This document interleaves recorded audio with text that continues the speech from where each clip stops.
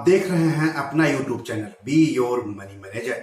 दोस्तों, बारिश का मौसम है और सरकार ने इस मौसम में टैक्स पेयर्स के लिए राहत की बरसात कर दी है। तो सरकार ने कहां कहां राहत दी है, इसको जानने के लिए इस एपिसोड को शुरू से लेकर के अंत तक देखें। तो कोविड-19 यानी कोरोना के उपचार पर खर्च और कोविड-19 से हुई मौत पर मिली अनुग्रह राशि को कर से छूट देने की घोषणा की है। साथ ही आयकर अधिनियम के अंतर्गत अनुपालनों की समय सीमा को एक बार फिर आगे बढ़ाने की मंजूरी दी है। तो चलिए हम विस्तार से बात कर लेते हैं। तो सबसे पहले बात कर लेते हैं इनकम टैक्स में जो छूट मिली है उसके बारे में।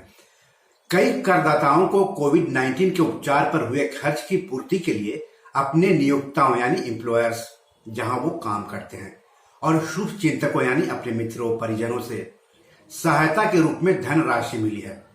इस धनराशि पर आयकर की कोई देनदारी न हो, यह सुनिश्चित करने के लिए करदाता को वित्त वर्ष 2019-20 और उसके बाद के वर्षों में कोविड-19 के उपचार के लिए नियोक्ता या किसी भी व्यक्ति से इलाज के लिए मिली धनराशि पर आयकर से छूट उपलब्ध कराने का फैसला किया गया है। इसके अलावा दुर्भाग्य से कोविड-19 के चलते कुछ करदाताओं की जान चली गई।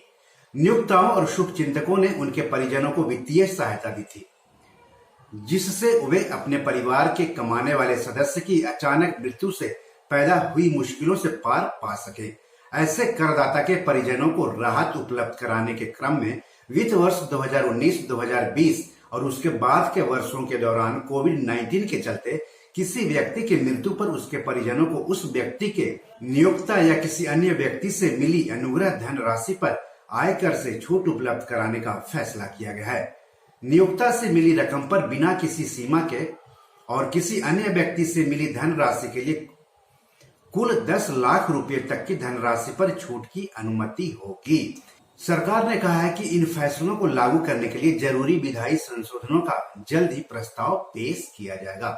चलिए, ये तो बात रही कोरोना से जुड़ी हुई राहत की। अब हम बात कर लेते हैं समय सीमाओं का जो विस्तार किया गया है।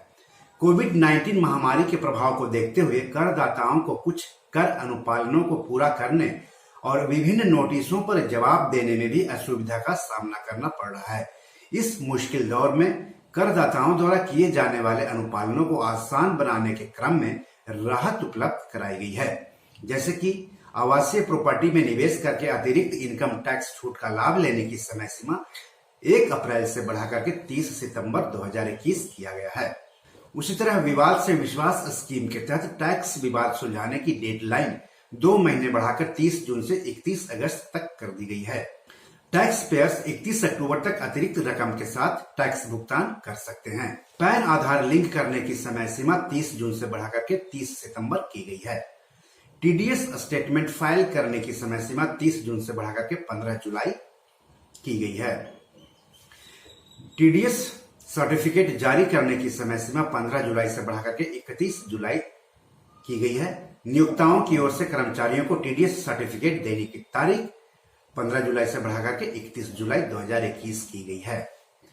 फॉरेन रेमिटेंस स्टेटमेंट जमा करने की समय सीमा 15 जुलाई से बढ़ाकर के 31 जुलाई की गई है। ट्रस्ट इंस्टीट्यूट का रजिस्ट्रेशन जमा करने की समय सीमा 30 जून से बढ़ाकर के 31 अगस्त की गई है।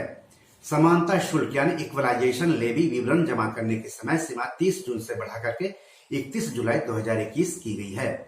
नो टीडीएस क्लेम फॉर्म जमा करने की समय सीमा 15 जुलाई से बढ़ाकर के 31 अगस्त की गई है। विवाद समाधान पैनल यानी डीआरपी और निर्धारण अधिकारी की आपत्तियां, जिसके लिए इस धारा के तहत फाइलिंग की तारीख 1 जून 2021 या उसके बाद है, इसे अब उस धारा में उपलब्ध कराए गए समय के भीतर या 31 अगस्त 2021 तक जो भी बाद में है फाइल किया जा सकता है। समानता यानी इक्वलाइजेशन लेवी रिटर्न करने की समय सीमा जो पहले 30 जून 2021 थी, इसे अब 30 सितंबर 2021 तक बढ़ा दिया गया है। तो इस तरह से केंद्र सरकार ने इनकम टैक्स पेयर्स के लिए राहत की बरसात की है। इसका फायदा आपको जरूर उठाना चाहिए।